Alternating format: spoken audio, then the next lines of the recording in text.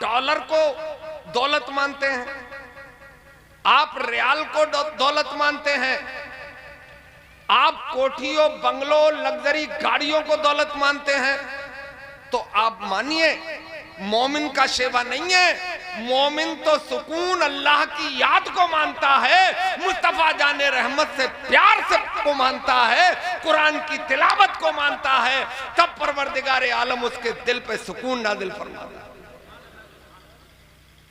अब मैं जरा तीखी बात कर देता हूं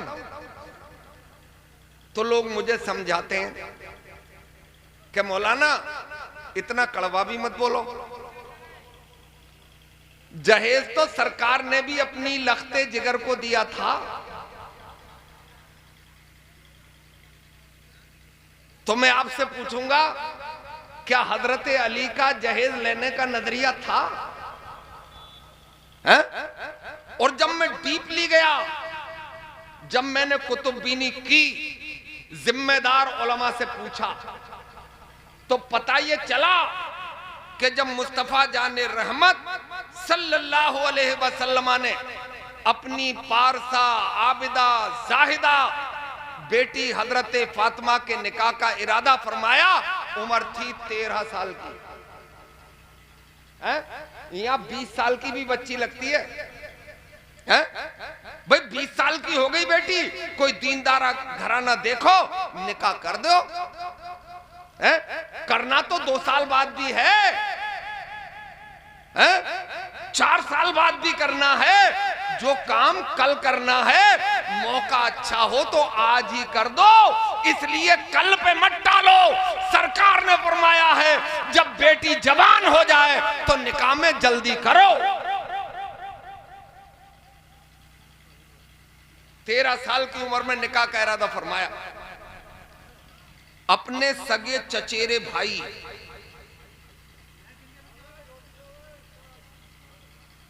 हजरत अली को तलब फरमाया। गोया के हजरत फातिमा के बहुत करीबी चचा हुए आप, सरकार ने बहुत करीबी रिश्तेदारी में निकाह किया। क्यों? अरे नहीं मानेगा तू? बात समझ रहे हो मेरी? आप अगर बात समझ में ना आए तो पूछिएगा, नुके मैं हवा में तीर मारने नहीं आया हूं। मेरी जिम्मेदारी है कि शरीयत की बात आप तक पहुंचाऊं। आप माने न माने ये आपकी जिम्मेदारी है। मैं कोई AK-47 लेके थोड़ी आया हूं।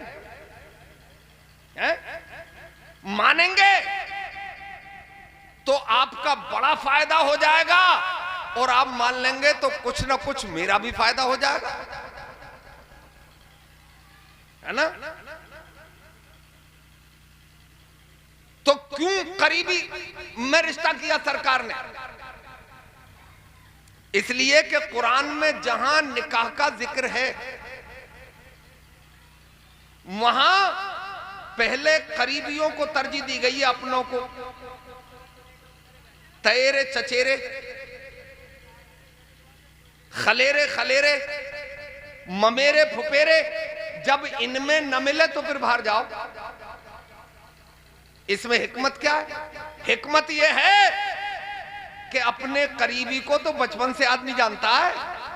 भाई बाहर वाले की क्या गारंटी है कि वो जब आप देखने गए तो टोपी लगा के आ गया और दूसरे दिन शराब पीने लगा? है? अपने तो लड़की का भी पता है और लड़के का भी पता है, तो फिर गैरों का मुंह देखने की क्या जरूरत है? जब शरीयत ने हुक्म ही ये दिया है, अगर माल जाएगा भी तो अपनों में जाएगा, माल आएगा तो अपनों में आएगा। सरकार ने सगे चचेरे भाई हजरत अली को तलब फरमाया। अली, हम इरादा करते हैं कि तुम्हारा निकाह अपनी बेटी फातिमा के साथ कर दें। तो हजरत अली जबान से तो कुछ नहीं बोले, मगर मुस्कुरा के गर्दन झुका ली। पेट में लड्डू फूट रहे थे। नुको उस जैसी खातून उनसे लेकर और अब तक तो आई नहीं है और कयामत तक आएगी भी नहीं है। खातूने जन्नत है आप। मुस्तफा जाने रहमत की शहजादी हैं आप। यानी गोया कि हजरत अली ने हां में जवाब दे दिया।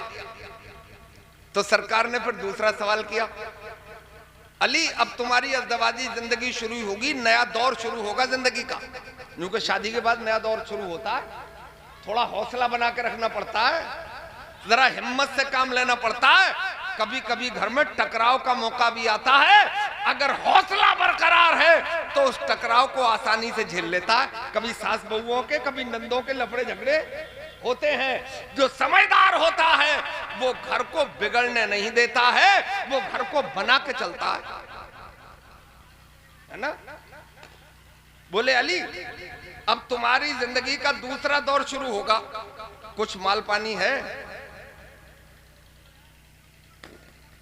हजरत अली ने गर्दन झुका के अर्ज किया, रसूल अल्लाह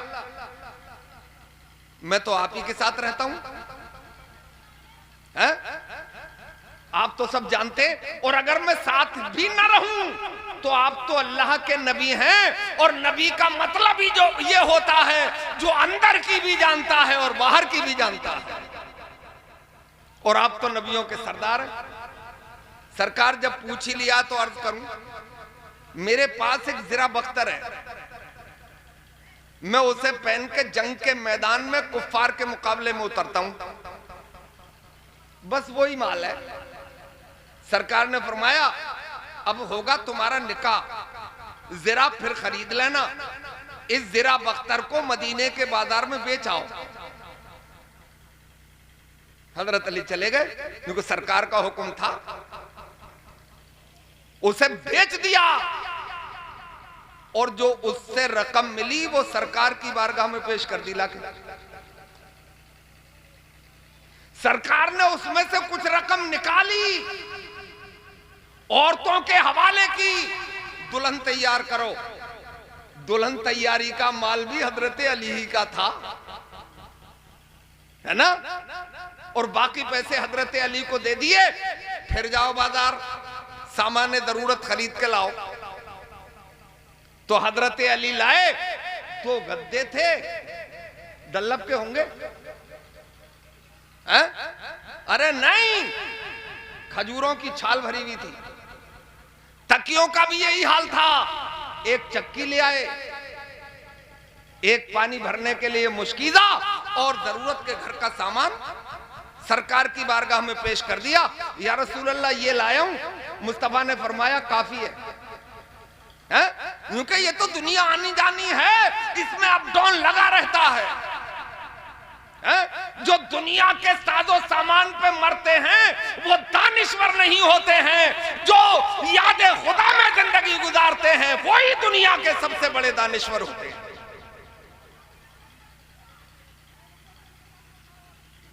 तो सरकार ने फिर अपनी पारसा आबिदा जाहिदा बेटी का निकाह मस्जिद नबवी में असहाब के जुलू में 450 मिस्काल चांदी के मेहर के एवज में पढ़ा दिया। मेहर रखा है और निकाह पढ़ा दिया। कहां पढ़ाया? मस्जिद में। अब होता है बारात घर में, है ना। ये सरकार ने फरमाया है कि अपनी निकाहों की महफिलों को मस्जिदों में सजाया करो। उसमें फायदा क्या है? उसमें सबसे बड़ा बेनिफिट ये है कि ये निकाह की महफिल रहमत की महफिल है। इसमें खुदा की रहमत के फरिश्ते नाजिल होते हैं। और ये कहां नाजिल होते हैं और कहां नहीं होते हैं? ये वहां नहीं आते हैं जहां कोई नापाक होता है, जहां जानदार की तस्वीर होती है, जहां कुत्ता होता है, वहां नहीं आते हैं। अब मस्जिद में आप निकाह करेंगे, सबसे बड़ा फायदा यह होगा कि मस्जिद में बेगुसले सांड नहीं जाएंगे। मस्जिद में वही जाएगा कि जो पाक होगा, और पाक होगा तो उस महफिल में खुदा की रहमत का नुज़ूल होगा, और जहां खुदा की रहमत नाजिल होगी उस काम में बरकत होगी ना। और दूसरा दूसरा फायदा क्या होगा? दूसरा फायदा ये होगा कि आप बारात घर में निकाह हो रहा तो इमाम साहब को बुलाया जा रहा है। इमाम है बहुत गर्म आपके, मगर थोड़ा ख्याल रखियो, यूं के मन खूम भी शनासम पीराने पार सारा, है ना।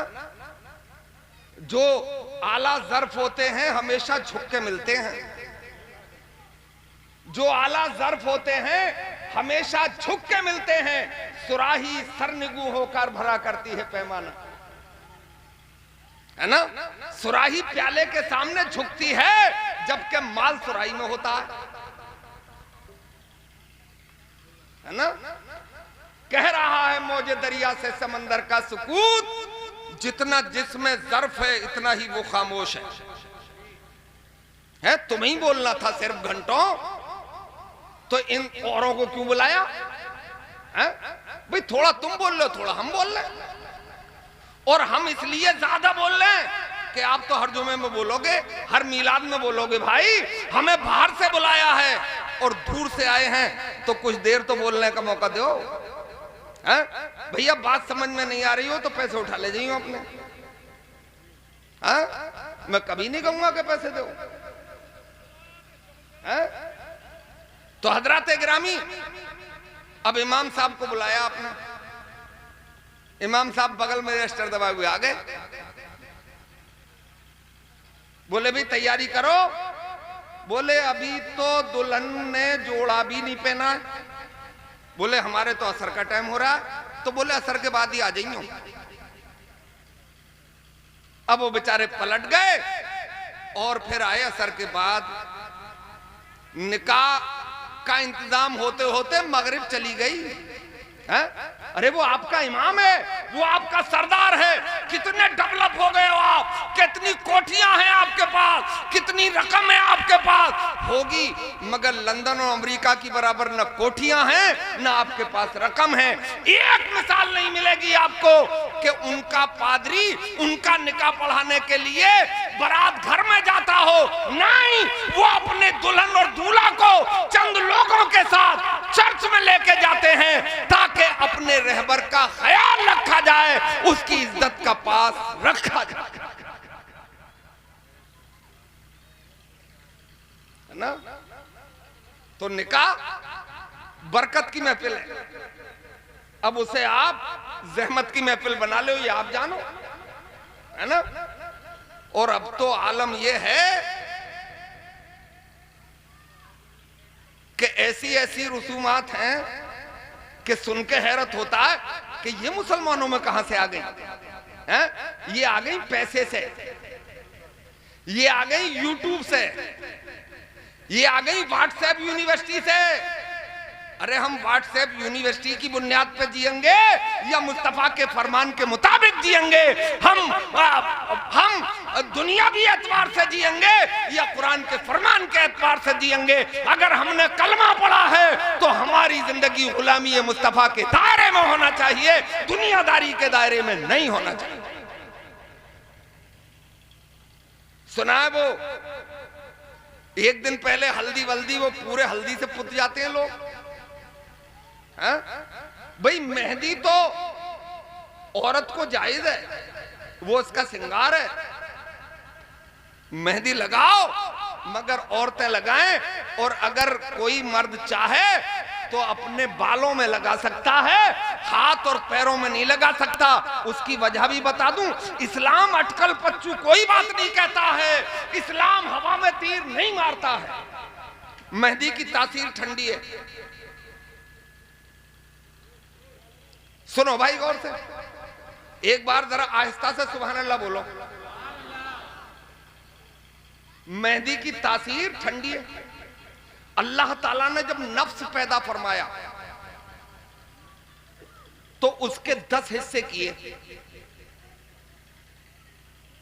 एक हिस्सा मर्द को दिया, 9 हिस्से औरत को दिए,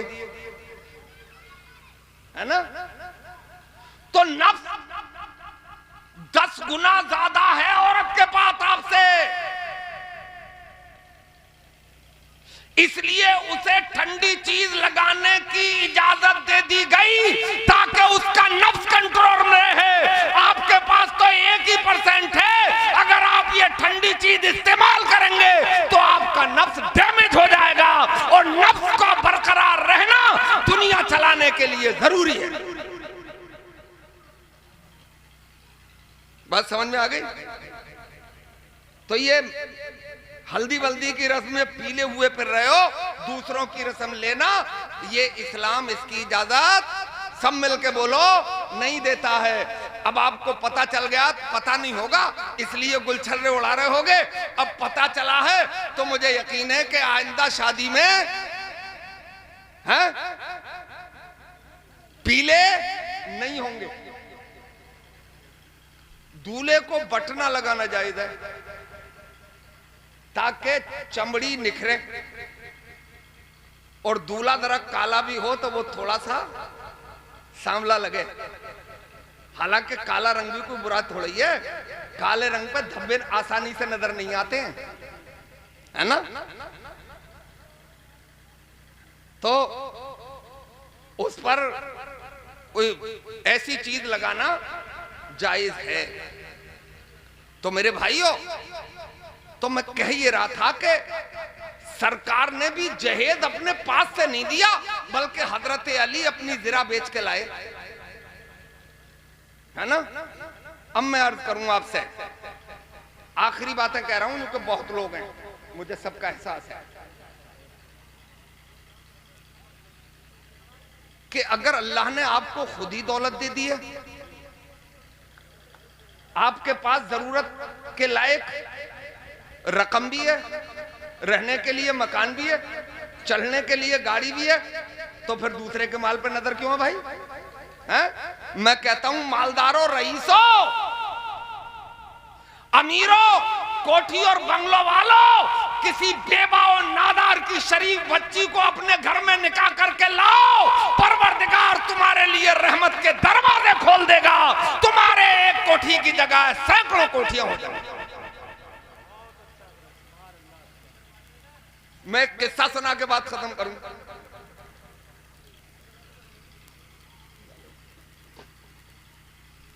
किस्सा सुना के बात खत्म। नीचे रखियो भैया, हाथ में मत दियो। हाँ, दूल्हा मियां ये,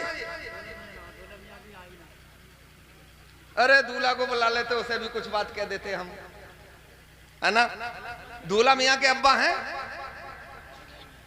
दोनों ही ना? अरे अल्लाह उन्हें गरीब रहमत फरमाए और इस बच्चे को शानदार ईमानी इस्लामी जिंदगी गुजारने की तौफीक अता फरमाए, है ना? एक किस्सा सुना रहा हूं आपको। हुंकारे चाहिए, वो भी चीखो पुकार वाले नहीं, आहिस्ता आहिस्ता सुभान अल्लाह। एक बुजुर्ग गुजरे हमारे यहां, नाम था उनका फुजैल इब्ने अयाज। लंबा बता दिया नाम, याद नहीं होगा, शॉर्ट कर लो। नाम था फुजैल, उनके अब्बा का नाम था अयाज। और अरबिक संस्कृति में अब्बा का नाम भी शामिल किया जाता है, जैसे उमर इब्ने खत्ताब, उस्मान इब्ने अफ्फान, अपने साउथ इंडिया में भी है नहीं, हरदन हल्ली डोडे गोड़ा देव गोड़ा दादा तक का नाम है, पामुलपति वेंकट नरसिम्हा राव, परदादा का भी नाम है एपीजे अब्दुल कलाम, दादा तक का नाम है। ऐसे ही अरब में अब्बा का नाम भी साथ में बोला जाता है। तो वो कहते हैं मैं गया हज पे और मैं कर रहा था तवाफ। तवाफ का मतलब है खाना-ए काबा के इर्द गिर्द चक्कर लगाना, है ना? और मैं पहला ही चक्कर में था, अभी पहला ही चक्कर था मेरा तवाफ का। तो मैं उस जगह से गुजर रहा था जहां खाना-ए काबा का ऐसा हिस्सा है जिस पे छत नहीं है, जिसे हतीमे काबा कहा जाता है। उसमें खाना-ए काबा का परनाला गिरता है ना? यहां यह भी बात बता दूं कि वो जो परनाला खाना काबा की छत में गिरता है, अगर ऐसा मौका आप सबको कभी मिल जाए कि आप मताफ में हो और बारिश हो जाए, और आपको ऐसा मौका और मिल जाए कि उसी वक्त आप हतीमे काबा में चले जाएं और उस बारिश के पानी में भीग जाएं, दुनिया देखेगी कि पानी से भीगा है, हकीकत यह है कि वो खुदा की रहमत में भीगा है। अपने आला हजरत ने महक के लिए भी एक शेर का है। आला हजरत फरमाते हैं, वो झूमा मेजाब जर का झूमर के आ रहा कान पर लटक कर, फार बरसी तो मोती झड़कर हतीम की गोद में भरे थे। तो वो बयान करते हैं, मैं हतीमे काबा के करीब से गुजर रहा था, मैंने दो शख्सों को देखा कि वो उसकी दीवार से पीठ लगाए हुए बात कर रहे हैं आपस में। उनमें से एक कह रहा है, भैया भीड़ देखो कितनी है, ये भीड़ तो है लाखों की, मगर इनमें से एक का भी अल्लाह ने हज कबूल नहीं किया है। मैं चौंक गया, बोले यार जब हज कबूल ही नहीं हो रहा है तो फिर चक्कर लगाने की क्या जरूरत है। मैं रुक गया भाई। तो उनमें से दूसरे ने पूछा, बोले इनमें से किसी का नहीं हुआ? बोले इनमें से तो किसी का हुआ नहीं है, मगर एक ऐसा शख्स है जो हज पे आ ही नहीं है, अल्लाह ने बगैर आए उसका हज भी कबूल कर लिया है, और उसी के तुफैल में लाखों लोगों का भी हज कबूल कर लिया। अरे मैं तो फिर चक्कर में पड़ गया। यूं कि ये और अजीब बात कि पानी लगाया नहीं था पलेवा हो गई, भाई बीज बोया नहीं था अंकुर निकल आए, खाना खाया नहीं था भूख का काम हो गया, पानी पिया नहीं था बॉडी की रिक्वायरमेंट पूरी हो गई है। अब मैंने उन पे कान धरा और नजर अमीक डाली, तो मैंने पहली नजर में समझ लिया कि ये इंसान नहीं है, ये इंसानी शक्ल में अल्लाह के फरिश्ते हैं जो हमारी तबलीग के लिए अल्लाह ने भेजे हैं। अब मैंने उनसे जरा कान लगाया तो उनमें से उसने पूछा कि भाई ऐसा शख्स कौन है जो हज पे आया ही नहीं है, बगैर आए उसका हज भी कबूल हो गया, और इस दर्जा कबूल हुआ कि उसी के तुफैल में लाखों लोगों का भी हज कबूल हो गया। ऐसा कौन शख्स है? तो उन्होंने बताया कि वो मुल्क इराक का एक संग तराश है, यानी मुल्क इराक के देहात का रहने वाला एक पत्थर तोड़ने वाला मजदूर। तवज्जो रखो भाई, पत्थर तोड़ने वाला, मगर पत्थर तोड़ने का अंदाज बड़ा अनोखा है। ये पीस है दूल्हा,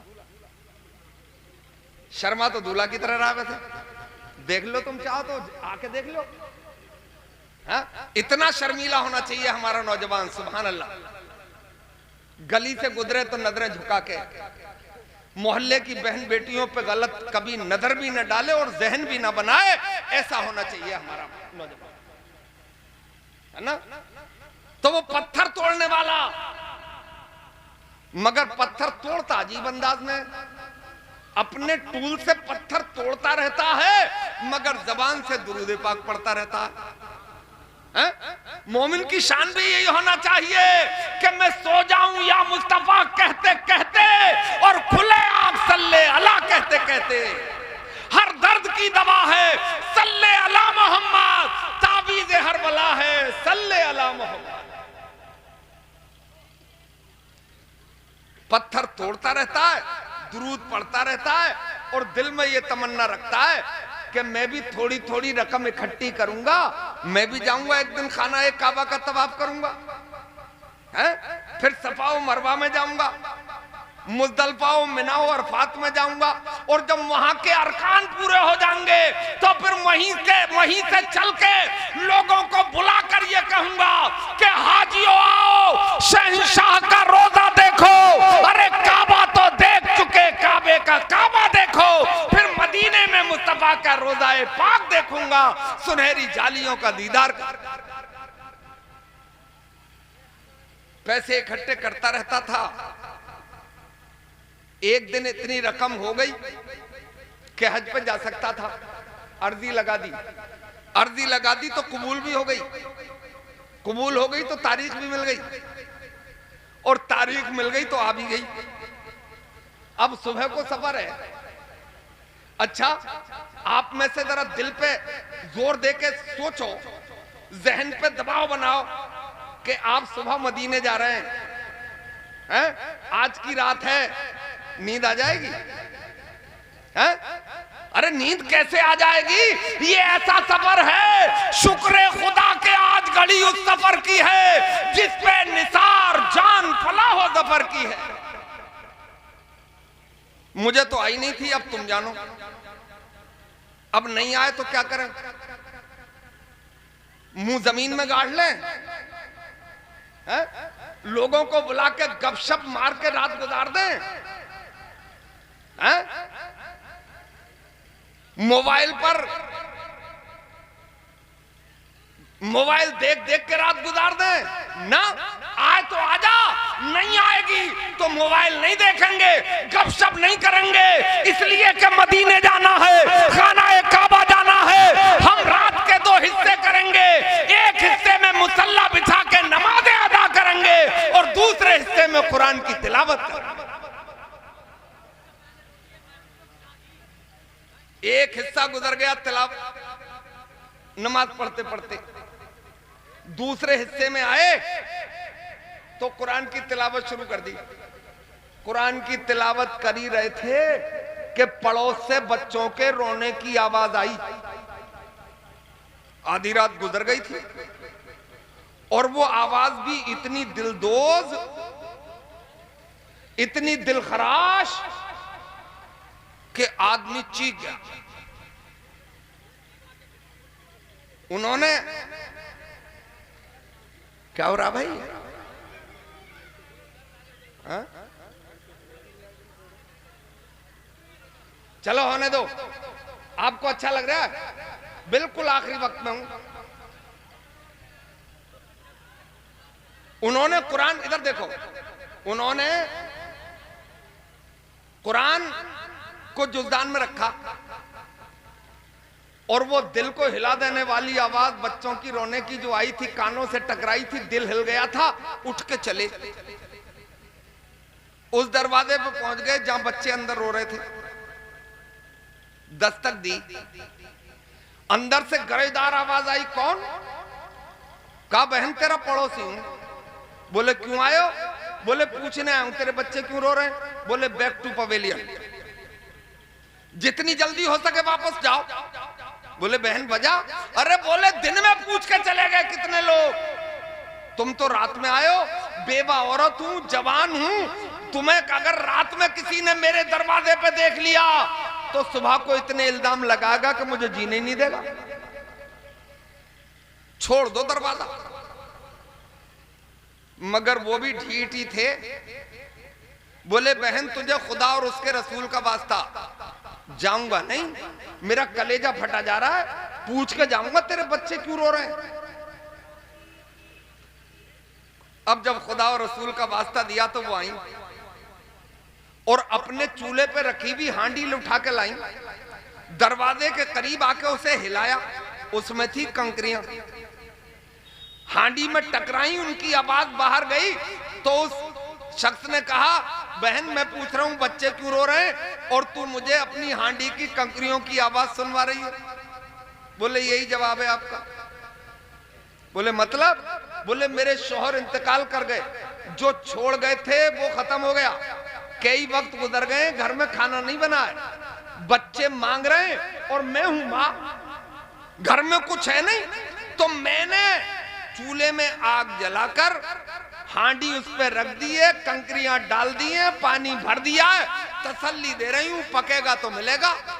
अरे कहीं पत्थर भी उबाले जा सकते हैं, कहीं कंकरियां भी पकाई जा सकती हैं, मगर ये मां है कि तसल्ली दे रही है, पक जाएगा तो मिल जाएगा।